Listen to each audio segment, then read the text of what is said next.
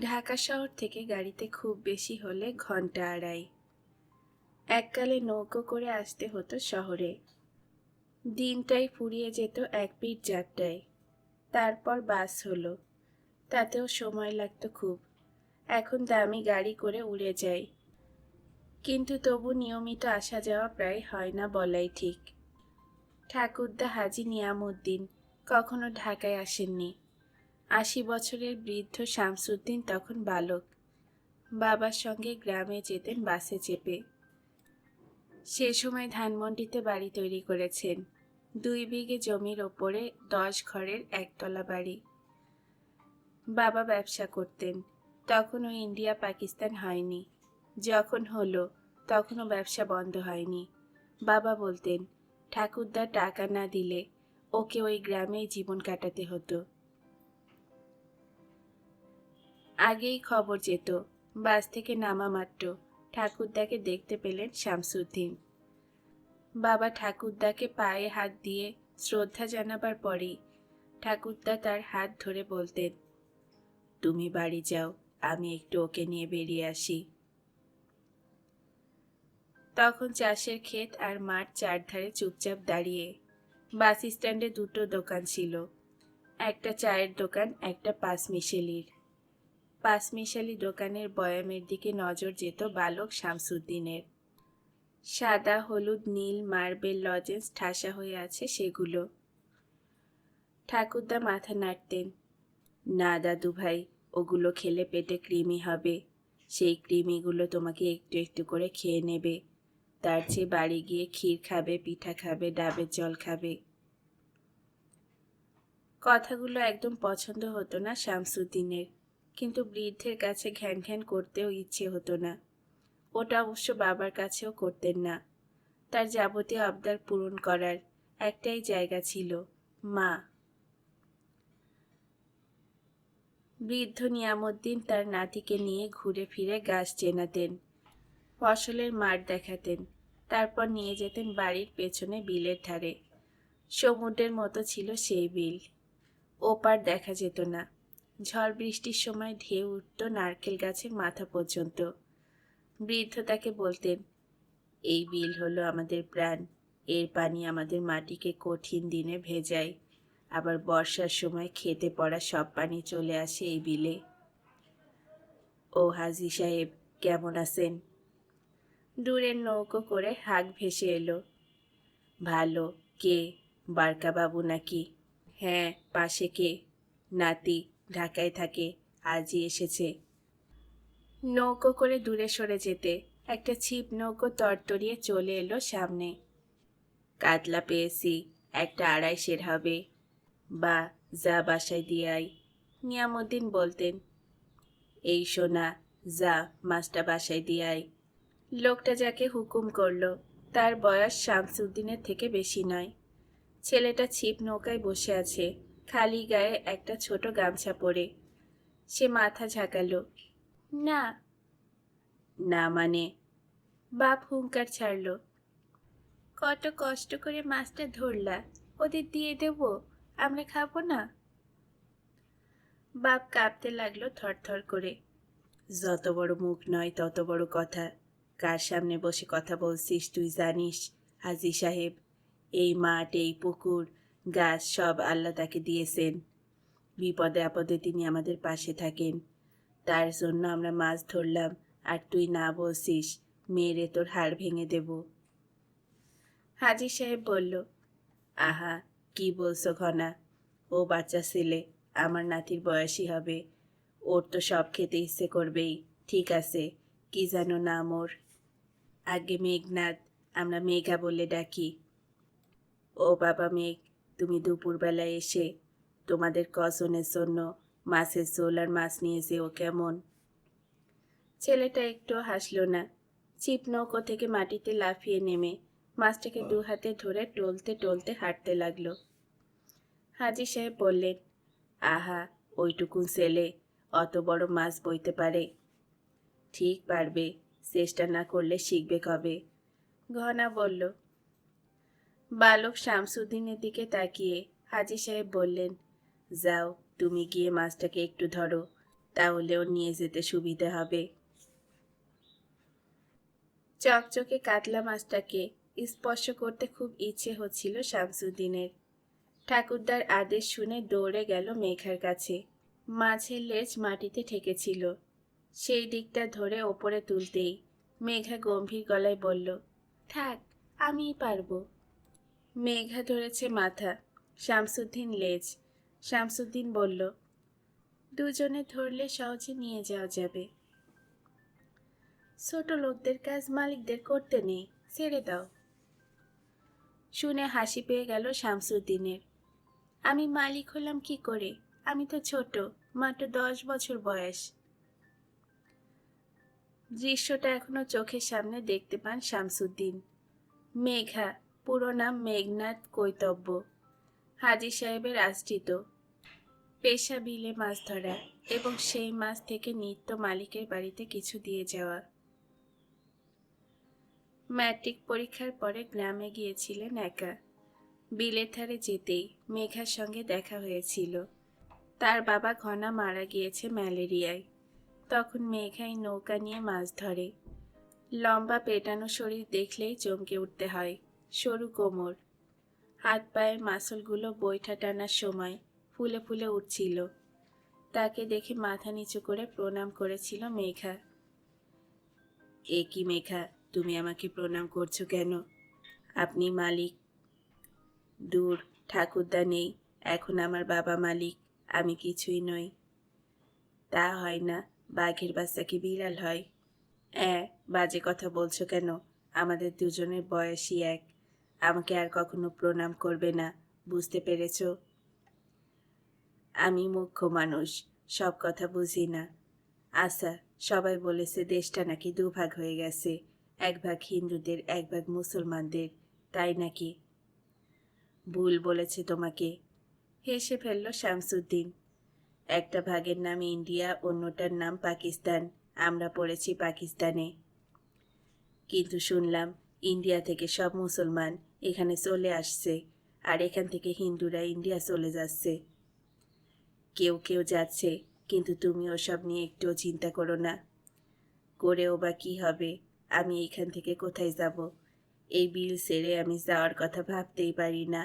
বিলের জল, মাছ, শ্যাওলাদের সঙ্গে এই যে এত চেনাচিনি, এদের ছেড়ে অন্য কোথাও গেলে আমি বাঁচতে পারবো না। তোমাকে তো বললাম কোথাও যেতে হবে না।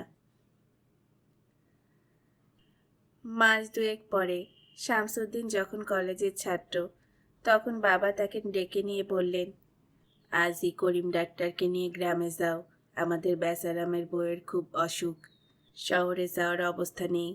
আমি চাই না বউটা বিনা চিকিৎসায় মারা যাক। করিম চাচা যাবেন। 5 জন রোগী, যা ফিস দিতে হয় ওকে দিয়ে দিচ্ছি, যাবে।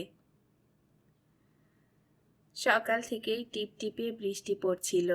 বাসে চেপে করিম চাচাকে নিয়ে গ্রামে যখন পৌঁছালো, তখন বৃষ্টির তেজ বেড়েছে। পথে যেতে যেতে করিম চাচা বলেই ফেললেন, তিনি নিতান্ত বাধ্য হয়ে যাচ্ছেন। বললেন, তোমার বাবার কথা ফেলতে পারি না, এক সময়ে আমার অনেক উপকার করেছেন, কিন্তু আমি গিয়ে কি করব বলো? যাকে শহরে আনা যাচ্ছে না তাকে কি সারাতে পারবো? ব্যাগে যে ওষুধ ইঞ্জেকশন আছে তা যদি কাজে না লাগে। শামসুদ্দিন বলেছিলেন, বাবা চান একটা চেষ্টা হোক। শুনলাম পেশেন্ট মেয়ে ছেলে, বেচারাম না কার বউ। এই বেচারাম তো হিন্দু, তোমাদের সঙ্গে কিসের সম্পর্ক? আমাদের একটা বড় গোয়াল ঘর আছে, আগে বেচারামের বাবা দেখত, এখন ও দেখে গরুদের, খুব যত্ন নেয়। ও হিন্দু গোয়ালা। মাথা নেড়েছিল শামসুদ্দিন। বেচারামকে বেচাদা বলে ডাকতে শিখিয়েছিলেন মা। গোয়ালা শব্দটা তাই ভালো লাগলো না। তোমার বাবার হিন্দুদের ওপর এত দরদ আমার ভালো লাগছে না। দেশ ভাগ হয়ে গিয়েছে, যে যার দেশে গিয়ে থাকলে ল্যাঠা চুকে যায়। তোমাদের উচিত বেচারামদের ইন্ডিয়াতে চলে যেতে বলা। করিম ডাক্তার বললেন, তাহলে তো ইন্ডিয়ার মুসলমানদের এখানে চলে আসতে হয়। আসেনি ভাবছ? আমার আপার বিয়ে হয়েছিল বর্ধমানে, আপা এখন সবাইকে নিয়ে চলে এসেছে ঢাকায়। আপনার আপার হয়তো ওখানে কিছু ছিল না, কিন্তু বেচাদাদের আছে। এই মাটিতেই জন্মেছে, বড় হয়েছে। আপনি এসব বলছেন শুনলে বাবা খুব অসন্তুষ্ট হবেন। আহা, শোনবার কি দরকার। করিম চাচা আর কথা বাড়ালেন না। বাস থেকে নেমে চায়ের দোকানে ঢুকতে না ঢুকতেই খানিকটা ভিজতে হলো। দোকানে বেশ ভিড়, সেটা অবশ্য বৃষ্টির হাত থেকে বাঁচার জন্যে। একজন প্রবীণ মৌলবি বলে উঠলেন, আচ্ছা, তুমি হাজী সাহেবের বাড়ির ছেলে না? কি যেন নাম? শামসুদ্দিন। উনি আমার ঠাকুরদা। তোমার মুখ দেখে অনুমান করেছি উনি। ডাক্তারবাবু, বাবা পাঠিয়েছেন বেচাদার স্ত্রীকে চিকিৎসা করবার জন্য। ওহো, তার তো খুব অসুখ। মৌলবি সাহেব সঙ্গে সঙ্গে ব্যস্ত হয়ে পড়লেন। হাঁক ডাক করে একটা ছইওয়ালা গরুর গাড়ি জোগাড় করে নিয়ে এলো ওর ভক্তরা। শামসুদ্দিন আপত্তি করেছিলেন, কিন্তু মৌলবি সাহেব বললেন, রাস্তা এখন যত পিছল হয়ে গেছে, হাঁটতে পারবে না। তার ওপর বৃষ্টি পড়ছে। তাছাড়া ডাক্তার সাহেব এসেছেন ঢাকা থেকে। ওর কষ্ট হলে গ্রামের দুর্নাম হবে না। যাও, উঠে পড়ো। উঠুন ডাক্তার সাহেব। ছাতার আড়ালে ওদের গরুর গাড়ি ছয়ের নিচে ঢুকিয়ে দেওয়া হলো। গরুর গাড়ি চলতে শুরু করলে করিম ডাক্তার বললেন, তোমরা দেখছি এখানে বেশ ইনফ্লুয়েন্সিয়াল। এই রাস্তায় হাঁটলে আর ঢাকায় ফিরে যেতে পারতাম না। জবাব দেননি শামসুদ্দিন।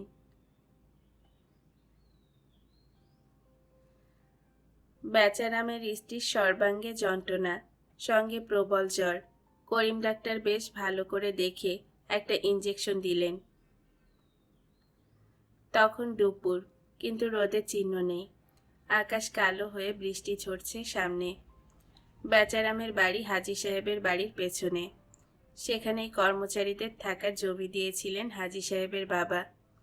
আগে খড়ের ছাউনি ছিল, এখন সেটা টিনের হয়েছে, মেঝে টিনের।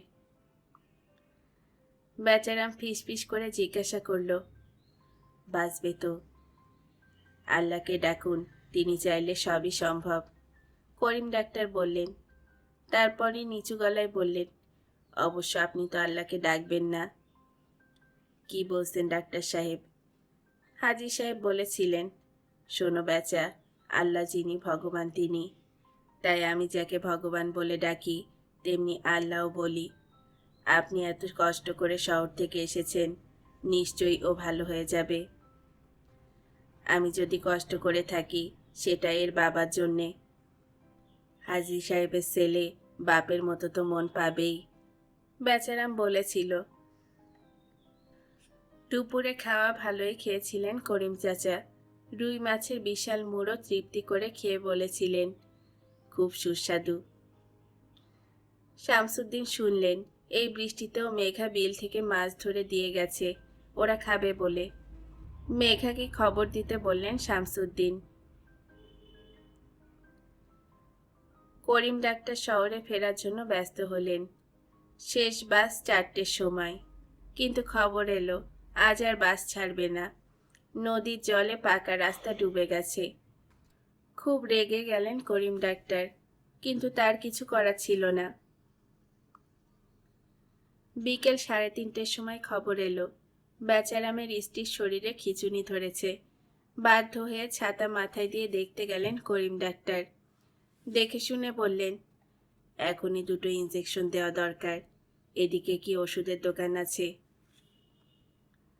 একজন বয়স্ক মানুষ বললেন, না, যেখানে আছে সেখানে বাসে করে যেতে হয়, বাস বন্ধ। আর একটা উপায় আছে, সেটা বিল পেরিয়ে যেতে হবে। আর একজন বললেন, বিল তো এখন সমুদ্রের মতো ভয়ঙ্কর হয়ে গেছে। করিম ডাক্তার বললেন, খুব বেশি হলে 8 ঘন্টা, তার মধ্যে ইঞ্জেকশন না দিলে পেশেন্ট বাঁচবে না। আমি ততক্ষণ অন্য ইঞ্জেকশন দিয়ে ঠেকিয়ে রাখতে পারবো। যা করার শিগগিরই করুন। বেচারাম কেঁদে ফেলল। তার ছোট ছোট ছেলে মেয়ে এখন মায়ের পাশে পাথরের মতো বসে আছে। ঘরের সবাই অসহায় ভঙ্গিতে দাঁড়িয়ে। হঠাৎ শামসুদ্দিন দেখতে পেলেন বারান্দায় দাঁড়ানো কয়েকজন মানুষের একজন তাকে ইশারায় ডাকছে। শামসুদ্দিন বেরিয়ে এসে মেঘাকে দেখতে পেলেন। আরো মজবুত হয়েছে ওর শরীর। এখন গামছার বদলে একটা খাকি হাফ প্যান্ট ওর পরনে।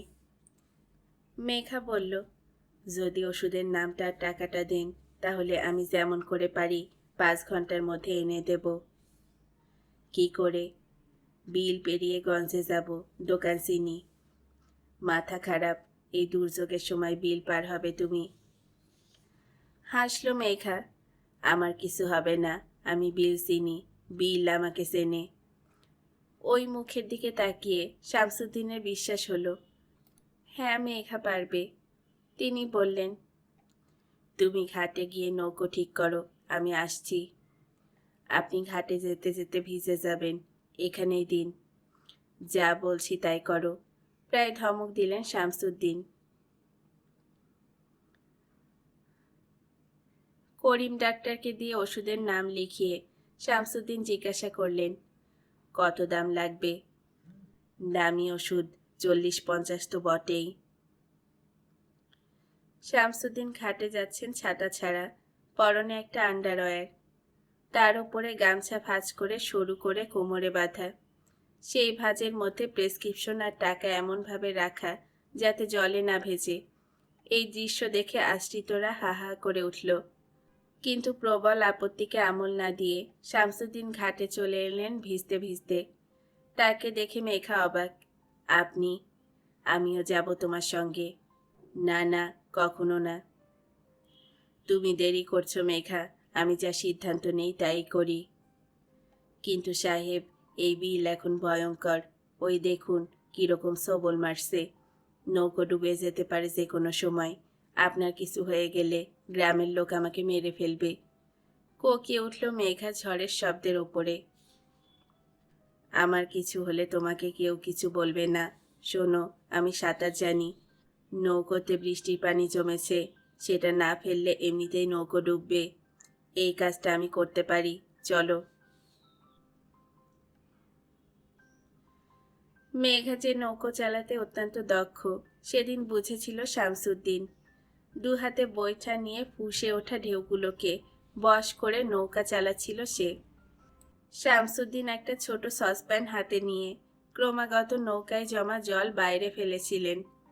মাঝে মাঝে মেঘা চিৎকার করেছিল, সাবধান সাহেব, শক্ত করে ধরে থাকুন। শালা অজাগর হয়ে গেছে। ও আল্লাহ, ও ভগবান, অজগরটাকে মারো।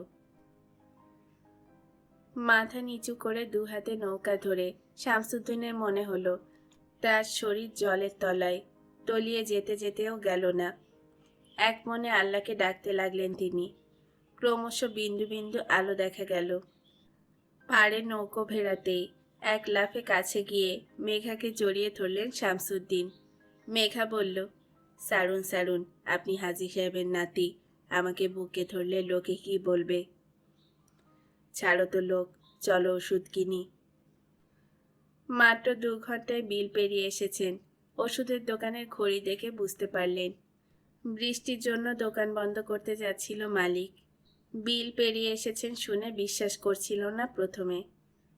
তারপরে বললেন, আপনাদের পেশেন্ট খুব লাকি।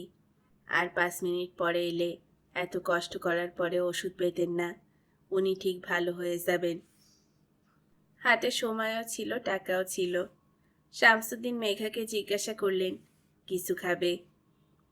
না সাহেব, যত তাড়াতাড়ি পৌঁছাতে পারি তত বেচাদার বউ ভালো হবে। আবার যাত্রা শুরু হলো। এবার ঝড়ের গতি বেড়ে গেছে। ঢেউগুলো যেন পাহাড় থেকে ছুটে আসছে। মেঘা একটা দড়ির প্রান্ত ছুঁড়ে দিল। কোমরে শক্ত করে বেঁধে ফেলুন সাহেব, গতিক সুবিধের নয়। অনেকক্ষণ চলে গেল, হয়তো 1.5 কি 2 ঘন্টা। পৃথিবীতে রাত নেমে গেছে, কোথাও আলো চিহ্ন নেই।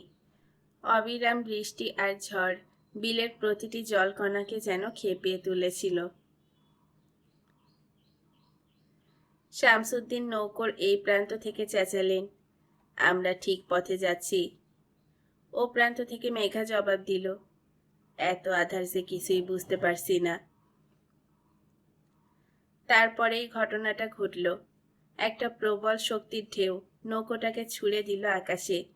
ছিটকে জলে পড়ল ওরা। নৌকোটা হাতছাড়া হয়ে গেল। চকিতে কাছে এসে মেঘা বলল, সাঁতার কাটুন সাহেব। কোথায় যাব? কিছু তো দেখতে পাচ্ছি না। আমার পেছনে পেছনে আসুন। অনভ্যস্ত শরীর কিছুক্ষণের মধ্যেই হাত অসাড় হয়ে এলো। মাঝে মাঝেই থেমে যাচ্ছিলেন শামসুদ্দিন, আর তখনই কোমরের দড়িতে টান পড়ছিল। এরপর ঢেউয়ের দাপটে আর ভেসে থাকাও সম্ভব হচ্ছিল না। মেঘা চলে এলো পাশে। ভেসে থাকুন, আমি ধরছি। কিভাবে বাকি জলটুকু পেরিয়ে এসেছিলেন শামসুদ্দিন জানেন না। তাকে ডাঙায় তুলে মেঘা ডাকাডাকি করতেই উঠে বসলেন। মেঘা বললেন, সাহেব, আপনি ঠিক আছেন তো? ডাক্তারের কাছে নিয়ে যাব। ডাক্তার শব্দটা মন্ত্রের মতো কাজ করল। কোনো মতে উঠে মেঘাকে ধরে ধরে চলে এসেছিলেন বেচারামের ঘরে। গামছা থেকে ইঞ্জেকশনের অ্যাম্পুলগুলো বের করে দিয়ে দেখলেন প্রেসক্রিপশনের লেখা জলে ধুয়ে গেছে, টাকাও কাদা হয়ে গেছে। হাসলেন বৃদ্ধ শামসুদ্দিন। তবুও বাঁচেনি বেচাদার বউ। দাদু, তুমি কি জানো বাবা আবার গ্রামে যাচ্ছে বন্ধুদের সঙ্গে ফুর্তি করতে। 20 বছরের নাতনি, যাকে তিনি পাখি বলে ডাকেন, কাছে বসে বলল। জানি, কিন্তু আমি নিষেধ করলে ওরা শুনবে না। শামসুদ্দিন বললেন, তাহলে তুমি আমাকে যাওয়ার পারমিশন দাও। আমি আলাদা যাব। আমি গিয়ে ওই বাড়ির মেয়েদের সঙ্গে থাকব। ওরা যতদিন থাকবে ততদিন। বেশ জোরের সঙ্গে বলল পাখি।